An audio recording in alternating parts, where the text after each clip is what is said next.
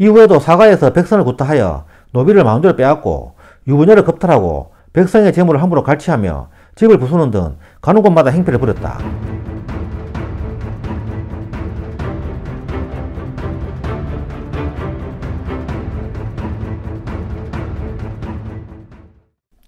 사이코패스 왕자 임해군 편입니다. 1572년 9월 20일 선조 때 태어나서 1609년 6월 3일 광해군 때까지 37세를 살았다. 임해군은 선조와 선조의 후궁인 공빈 김씨 사이에서 태어난 서장자로 본명은 이진이다. 광해군은 그의 친동생으로 당시 선조에게는 정비인 의인 왕후가 있었으나 그녀는 불임으로 자식이 없었고 선조는 공빈 김씨를 총애하였는데 그녀에게서 임해군과 광해군을 얻었다. 선조는 의인 왕후 사망 2년 후인 1602년 임모 왕후와 결혼한다. 5세인 1577년 어머니 공빈 김씨가 사망한다. 13세인 1585년 임해군은 허명의 딸과 결혼한다. 19세인 1591년 종기의 변무가 성사되자 기뻐했던 선조는 임해군을 비롯한 광해군, 이복동생 신성군, 정원군, 순화군 등 왕자들도 특별히 광국 원정공신 1등에 책록하여 원정공 hin록에 넣는다. 선조는 공빈 김씨가 죽은 후 인빈 김씨를 총애하여 인빈의 아들 신성군을 세자로 책봉하려 하였으나 1592년 4월 인진왜란이 갑자기 일어나고 신성군이 피난길에 죽자 선조는 어쩔 수 없이 피난 중에 평양에서 광해군을 왕세자로 책봉하였다. 이때 임해군은 성격이 포악하고 인망이 없다는 이유로 왕세자 책봉에서 제외되었다. 이때 명나라는 장남을 두고 둘째를 세자로 삼는 것은 상식에 어긋난다며 광해군의 세자 책봉에 이견을 제시하였다. 이때 선조는 그렇다고 정신병이 있는 임해군을 세자로 삼을 수는 없지 않은가 라고 답답해했다고 한다. 신의주로 피신한 선조는 세자가 된 광해군을 평안도로, 임해군을 함경도로, 여섯째 아들 순화군을 강원도로 보내 병력을 모으는 임무를 맡겼다. 그러나 강원도는 이미 왜군에 의해 함락이 되어 있어 순화군은 임해군이 있는 함경도로 간다.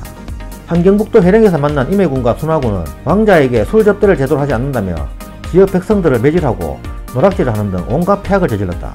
임해군과 순화군의 폐악질에 견디다 못한 함경도 주민들이 1592년 7월 23일 두 왕자를 포박해 갓도 기요마사에게 넘겨버리는 사건이 발생한다. 의병장 정경훈이 쓴 인진왜란 일기인 고대일록에는 이를 자업자득이라고 한탄하고 있다. 이후 이들은 경상도 밀양으로 이송되었다가 이듬해 초 부산에 주둔해 있던 갓도 기요마사군의 본진으로 압송되었다.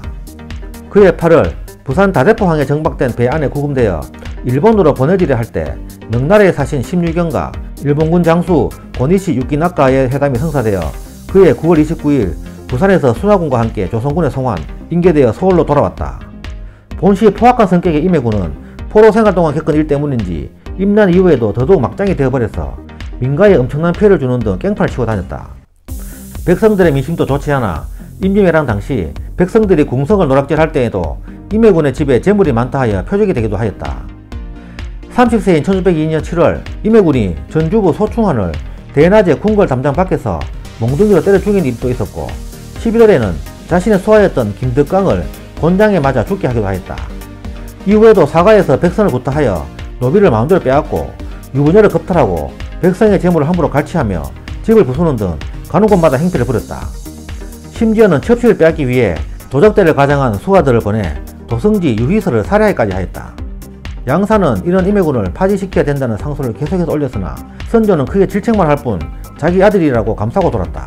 임해군과 광해군은 형제간의 우애도 나빠서 동복 동생인 광해군 때문에 자기가 세자가 되지 못했다고 생각해 상당히 미워했고 광해군도 이런 막장형을 미치도록 싫어했다. 임해군을 세자로 체포하지 않은 것이 매우 당연한 일로 임해군의 인성을 보면 왕이 될 경우 연산군보다 더 심한 앙군이자 폭군이 될 것이 분명했기 때문이다. 36세인 1608년 선조가 죽고 광해군이 즉위한다. 광해군이 등극한 지 채 보름도 안 된 2월 14일 임해군이 몰래 병사를 모으고 무기를 들이고 있다는 상소가 올라왔다. 광해군은 형이 그럴 리 없다 하며 신하들을 꾸짖었지만 그 사이 임해군이 여자옷을 입고 하인의 등에 엎여 동네를 빠져나가다 잡혀들어왔다. 영모를 자백한 것이나 마찬가지였다. 이리하여 임해군을 처벌해야 된다는 상소에 따라 전라도 진도에 안치되었다가 강화도 교동도로 입회되었다. 하지만 그해 6월 공인되지 않은 세자 광해군이 장남을 제치고 왕위에 오른 이유를 조사하겠다며 명나라 사신이 한양에 도착했다.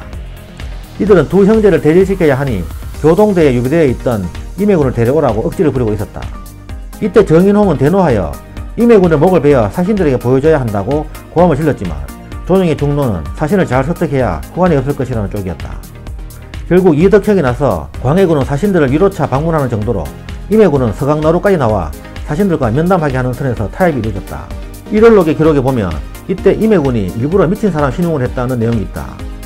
조정에서는 임목대비가 명령을 내려 조정의 정성들을 문무대신들을 거느리고 명나라 사신을 찾아가 임해군이 왕위를 이룰 수 없는 이유를 글로써 올리도록 하였고, 성균관 유생들과 백성들도 이런 글을 써바쳤다. 그리고 사신들의 입을 막기 위해 막대한 뇌물이 동원됐다. 이리하여 이듬해 3월 명황제는 조선에 사신을 보내 광해군을 왕으로 봉한다는 조서를 내렸다.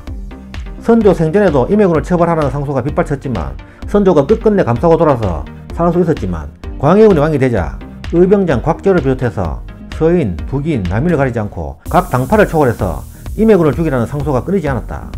이후 의금부는 광해군의 지시에 따라 영모 혐의의 관련자들을 추국했으며 양사는 임해군을 비롯한 기자헌, 이흥로 등을 처단해야 한다고 9번이나 재차 진언했다. 또한 홍문관도 상소를 올려 임해군의 사형을 진언했으나 광해군은 이를 끝까지 윤호하지 않았다. 그러나 임해군은 교동으로 유배된 이듬해 의문의 죽음을 맞는다. 향년 37세였다. 광해군 일기에 따르면 교동으로 유배된 이듬해 유배된 임해군을 지키던 무관 이정표가 독을 먹이려다 반항하자 목을 졸라 죽인 사실이 뒤늦게 밝혀졌다고 되어 있다. 1623년 인조 반정 후 재조사에 들어간 결과 이첨이 보낸 자객이 목 졸라 죽인 것으로 결론 지었다. 이후 임해군은 인조의 명으로 복권되었다. 1871년에 정민이라는 시호가 내려졌다. 야사에 의하면 임해군이 임진왜란 중 일본에 포로로 잡혀갈 때 장남인 이태홍과 딸이 함께 잡혀갔다고 한다. 이 둘은 임해군이 포로에서 석방될 때 석방되지 못하고 일본에 볼모로 잡혀갔는데, 장남 이태홍은 이후 일본에서 스님이 되어 일현 스님으로 불렸다.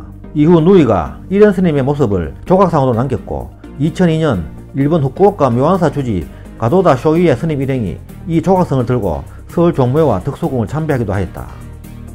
선조실록에서 당대의 사관이 남긴 임해군에 대한 평을 보면 온통 악평밖에 남아있지 않는데, 하도 악행이 많아 무례배들이 그의 이름을 사칭해서 대신의 집을 습격, 강도질하는 사건까지 벌어지기도 했다. 이에 사관은 자업자득이다 식으로 평해놓을 정도였다. 오죽하면 인조 반정을 일으킨 서인들도 광해군이 임해군을 죽인 건 큰 문제 삼지 않았고, 인조 때 편찬된 선조 수정실록이 선조실록보다 임해군의 비리에 대한 내용이 더 많을 정도이다. 임해군은 순하군과 정원군과 더불어 선조의 자식 중 폐악이 극에 달했던 막장 행패를 부린 왕조로 평가된다. 임해군의 묘는 경기도 남양주시 진건읍 송릉리에 있으며 인근에 동생인 광해군의 묘가 있다. 지금까지 임해군 편이었습니다. 감사합니다.